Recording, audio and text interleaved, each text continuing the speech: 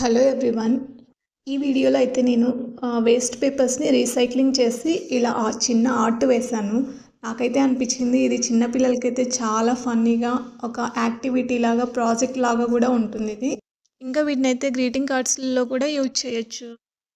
ఇది చాలా simple process. వీడియోలో చూపిస్తున్న విధంగా వేస్ట్ పేపర్స్ని ఇలా స్మాల్ పీసెస్గా కట్ చేసి వాటర్లో 1 or 2 hours నానబెట్టాలి. తర్వాత బ్లెండర్ని కానీ మిక్సీని కానీ యూజ్ చేసి స్మూత్ పేస్ట్గా ప్రిపేర్ చేసుకోవాలి. ఇంకొక పెద్ద టబ్లో వాటర్ని తీసుకొని పేస్ట్ని వేసేసి కొన్ని ఫ్లవర్స్ యాడ్ చేస్తున్నాను.